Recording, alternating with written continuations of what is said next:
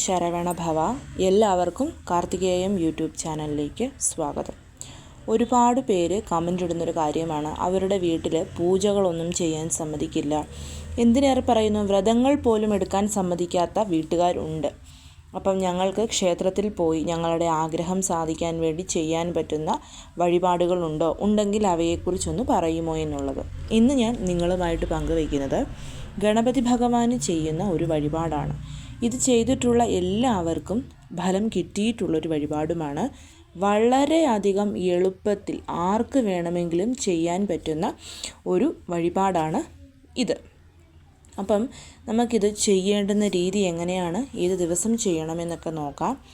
ആദ്യം തന്നെ ഇത് നമ്മൾ അടുപ്പിച്ച് 7 തിങ്കളാഴ്ചകളിൽ അല്ലെങ്കിൽ ബുധനാഴ്ചകളിലാണ് ചെയ്യേണ്ടത്. നിങ്ങൾക്ക് പറ്റുന്ന ദിവസം തിങ്കളോ ബുധനോ എന്നുള്ളത് നിങ്ങൾ തന്നെ തിരഞ്ഞെടുക്കണം. അതേപോലെ ഈ ഒരു വഴിപാട് ചെയ്യുന്ന ദിവസം നമ്മൾ സൂര്യ ഉദയത്തിന് മുൻപേ ഉണരണം. അത് വളരെ ഇമ്പോർട്ടൻ്റ് ആണ്. രണ്ടാമത്തെ കാര്യമെന്ന് പറയുന്നത്, അന്നത്തെ ദിവസം നോൺ വെജ് കഴിക്കാൻ പാടില്ല.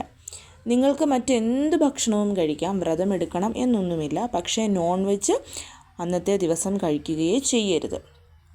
അതേപോലെ തന്നെ സ്ത്രീകളാണിത് ചെയ്യുന്നതെന്നുണ്ടെങ്കിൽ പീരിയഡ്സായി മിസ്സാകുന്നതിൽ തെറ്റില്ല. അതല്ലാതെ മറ്റൊരു രീതിയിലും ഇത് മിസ്സ് ചെയ്യാൻ പാടില്ല. ഇപ്പം 7 തിങ്കളാഴ്ച നിങ്ങളിത് ചെയ്യുന്നുണ്ടെങ്കിൽ 7 തിങ്കളാഴ്ച മുടങ്ങാതെ ഇത് ചെയ്താൽ വളരെ നല്ല ഫലം തന്നെ നമുക്ക് ലഭിക്കും. ഇപ്പോൾ സ്ത്രീകൾക്ക് പീരിയഡ്സ് ആയാൽ വീട്ടിലുള്ള ഹസ്ബൻഡിനെ കൊണ്ടോ അച്ഛനെ കൊണ്ടോ അമ്മയെ കൊണ്ടോ മക്കളെ കൊണ്ടോ ഒക്കെ ചെയ്യിപ്പിക്കാവുന്നതാണ്. കഴിവതും നമ്മളിത് മുടങ്ങാതെ ചെയ്യാനായിട്ട് നോക്കണം. ഇത് 3 കാര്യങ്ങൾ ഈ ഒരു വഴിപാടിൽ നമ്മൾ വളരെ ശ്രദ്ധിക്കേണ്ടുന്ന കാര്യമാണ്. എങ്കിൽ മാത്രമേ നമ്മൾ വിചാരിക്കുന്ന രീതിയിൽ ഇതിന് ഫലം കിട്ടുകയുള്ളൂ. അപ്പം നമുക്ക് ഇതെങ്ങനെയാണ് ചെയ്യേണ്ടതെന്ന് നോക്കാം. അതിനു മുൻപ് ആദ്യമായിട്ടാണ് നിങ്ങൾ ഈ ചാനൽ കാണുന്നതെന്നുണ്ടെങ്കിൽ ചാനലൊന്ന് സബ്സ്ക്രൈബ് ചെയ്യുവാനും വീഡിയോ കണ്ട് ഇഷ്ടപ്പെട്ടാൽ ലൈക്ക് ചെയ്യുവാനും ഷെയർ ചെയ്യുവാനും മറക്കരുത്. ഞാൻ പറഞ്ഞു, 7 തിങ്കൾ അല്ലെങ്കിൽ 7 ബുധനാണ് നമ്മൾ ഈ ഒരു വഴിപാട് ചെയ്യുന്നത്. ഇപ്പം നാളെ ബുധനാഴ്ചയാണ്. നാളെയാണ് നിങ്ങളിത് ചെയ്യുന്നതെന്നുണ്ടെങ്കിൽ ഗണപതി ഭഗവാന്റെ ക്ഷേത്രത്തിൽ വേണം നമ്മൾ ഈ ഒരു വഴിപാട് ചെയ്യാൻ. ഇത് വീട്ടിൽ ചെയ്തോട്ടെ എന്ന് ചോദിക്കരുത്. വീട്ടിൽ ചെയ്താൽ ഫലം കിട്ടും, പക്ഷേ ക്ഷേത്രത്തിൽ ചെയ്യുന്നതാണ് ഏറ്റവും ഉത്തമം. കാരണം ക്ഷേത്രത്തിലെ ഗണപതി ഭഗവാൻ എന്ന് പറയുന്നത് കുറച്ചും കൂടി ശക്തിയുള്ള ഭഗവാനാണ്. അപ്പോൾ അതുകൊണ്ട് തന്നെ ക്ഷേത്രത്തിൽ ചെയ്യണം. ഇപ്പോൾ പ്രധാന ദേവൻ ഗണപതി ആയിട്ടുള്ള ക്ഷേത്രം തന്നെ തിരഞ്ഞെടുക്കണമെന്നൊന്നും ഇല്ല. നമ്മുടെ വീടിനടുത്ത് ഏതൊരു ക്ഷേത്രവും, എല്ലാ ക്ഷേത്രങ്ങളിലും ഗണപതി ഭഗവാൻ ഉണ്ടായിരിക്കും ഉപദേവതയായിട്ട്. അതുകൊണ്ട് തന്നെ വീടിനടുത്തുള്ള ഏതൊരു ക്ഷേത്രം വേണമെങ്കിലും ഈ ഒരു വഴിപാട് ചെയ്യാനായിട്ട് നിങ്ങൾക്ക് തിരഞ്ഞെടുക്കാവുന്നതാണ്. ഞാൻ പറഞ്ഞതുപോലെ ഇപ്പം നാളെ ബുധനാഴ്ചയാണെന്നുണ്ടെങ്കിൽ സൂര്യോദയത്തിന് മുൻപേ ഉണർന്ന് കുളിച്ചിട്ട് നിങ്ങൾ ക്ഷേത്രം തുറന്നിരിക്കുന്ന ഏതൊരു സമയത്തും ക്ഷേത്രത്തിൽ പോകാവുന്നതാണ്. പോകുന്ന വഴിക്ക് വാങ്ങിക്കൊണ്ട് പോകുന്ന വസ്തുക്കൾ എന്ന് പറയുന്നത് 2 വെറ്റില, 1 പാക്ക്, 2 പഴം, കറുകപ്പുല്ല് അല്ലെങ്കിൽ ചെമ്പരത്തിപ്പൂവ്. എല്ലാ ക്ഷേത്രങ്ങളുടെ പരിസരങ്ങളിലും കടകളിൽ നമുക്ക് കറുകപ്പുല്ല് മേടിക്കാനായിട്ട് കിട്ടും. കറുകപ്പുല്ലാണ് ഏറ്റവും നല്ലത്. കറുകപ്പുല്ല് സമർപ്പിച്ച് നമ്മൾ പ്രാർത്ഥിക്കുന്ന ഒരു കാര്യവും സഫലമാവാതെ ഇരിക്കുകയില്ല. ഇനിയിപ്പം കറുകപ്പുല്ല് കിട്ടില്ല എന്നുണ്ടെങ്കിൽ നിങ്ങളുടെ വീട്ടിൽ ചെമ്പരത്തിപ്പൂ ഉണ്ടെങ്കിൽ 1, 3, 5, 7 ചെമ്പരത്തിപ്പൂക്കളുമായിട്ട് പോകാവുന്നതാണ്. വെറ്റില, പാക്ക്, പഴം, കറുകപ്പുല്ല് അല്ലെങ്കിൽ ചെമ്പരത്തിപ്പൂ, ഇതാണ് വേണ്ട കാര്യങ്ങൾ. ഇനിയിപ്പം കറുകപ്പുല്ലുമില്ല ചെമ്പരത്തിപ്പൂവുമില്ല എങ്കിൽ ഞങ്ങൾ എന്തു ചെയ്യും? വെറ്റിലയും പാക്കും പഴവും മാത്രം സമർപ്പിച്ചാൽ മതി. കാരണം കറുകപ്പുല്ലിനും ചെമ്പരത്തിപ്പൂവിനും ഇവിടെ സബ്സ്റ്റിറ്റ്യൂഷനായിട്ട് നമുക്ക് വെക്കാൻ യാതൊന്നുമില്ല. അതുകൊണ്ട് തന്നെ മറ്റെന്തെങ്കിലും ഞങ്ങളിവിടെ ആഡ് ചെയ്തോട്ടെ എന്ന് ചോദിക്കുകയേ ചെയ്യരുത്. അങ്ങനെ നമ്മൾ ഈ വസ്തുക്കളെല്ലാമായിട്ട് ഗണപതി ഭഗവാന്റെ ക്ഷേത്രത്തിൽ ചെല്ലുന്നു.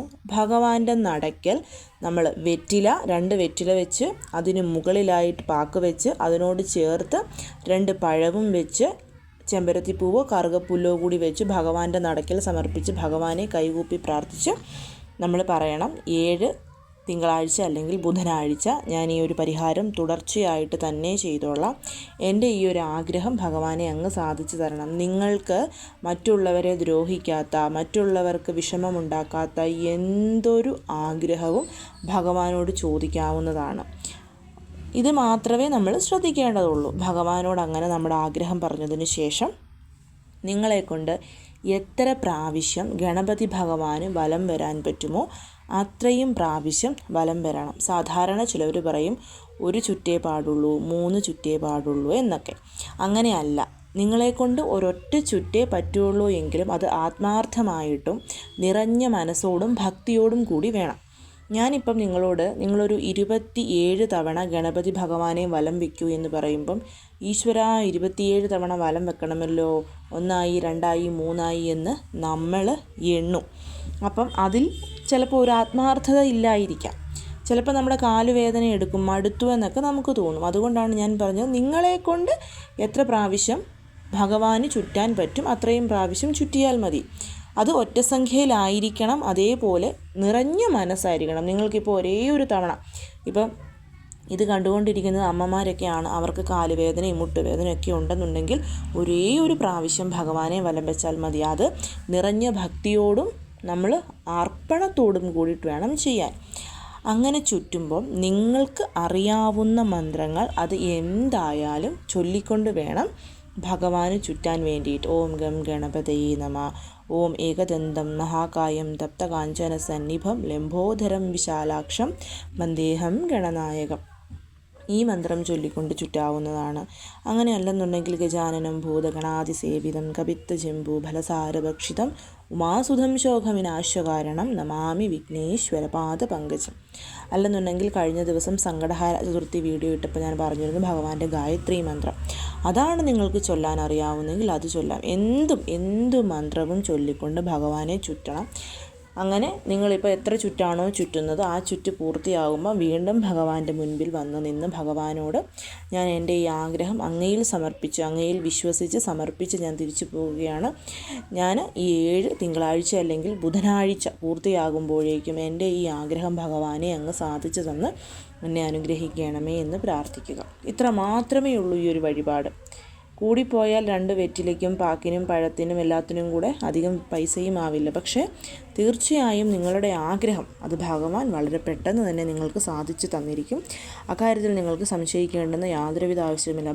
കാരണം ഭഗവാൻ ഗണേശൻ ക്ഷിപ്രപ്രസാദിയാണ്. തൻ്റെ ഭക്തരുടെ ആഗ്രഹങ്ങൾ വളരെ പെട്ടെന്ന് തന്നെ ഭഗവാൻ സാധിച്ചു തരും. സങ്കടഹാര ചതുർത്ഥി വ്രതമൊക്കെ നമ്മൾ എടുത്തു കഴിഞ്ഞാൽ ഒറ്റ വ്രതം കൊണ്ട് തന്നെ നമ്മൾ ആഗ്രഹിക്കുന്ന കാര്യം ഭഗവാൻ സാധിച്ചു തരും. അത്രമാത്രം പവറുള്ളൊരു ഈശ്വരനാണ് ഗണേശ ഭഗവാൻ എന്ന് പറയുന്നത്. അതുകൊണ്ട് തന്നെ കഴിവതും എല്ലാവരും ഇത് ചെയ്യാനായിട്ട് ശ്രമിക്കണം. പിന്നെ ഇപ്പോൾ നിങ്ങൾ ഈ ബുധനാഴ്ച രാവിലെ ചെയ്തു, അടുത്ത ബുധനാഴ്ച ഞാൻ വൈകിട്ട് ചെയ്തോട്ടെ, അതിലൊന്നും ഒരു കുഴപ്പവുമില്ല. ക്ഷേത്രം തുറന്നിരിക്കുന്ന ഒരു സമയത്ത് ചെയ്യണം. മുടക്കം വരാതെ ശ്രദ്ധിക്കണം. ഇത് മാത്രം നിങ്ങളിവിടെ പാലിച്ചാൽ മതിയാവും. പിന്നെ ഞാൻ പറഞ്ഞിട്ടുള്ള മറ്റ് 2 കാര്യങ്ങൾ, ഈ കാര്യങ്ങളെല്ലാം പാലിച്ചുകൊണ്ട് നിങ്ങൾ ഈ ഒരു വഴിപാട് ക്ഷേത്രത്തിൽ ഭഗവാന് ചെയ്താൽ ഫലം ഉറപ്പായിട്ടും ലഭിച്ചിരിക്കും. എല്ലാവരെയും മുരുകൻ അനുഗ്രഹിക്കട്ടെ. ഓം ശരവണഭവ.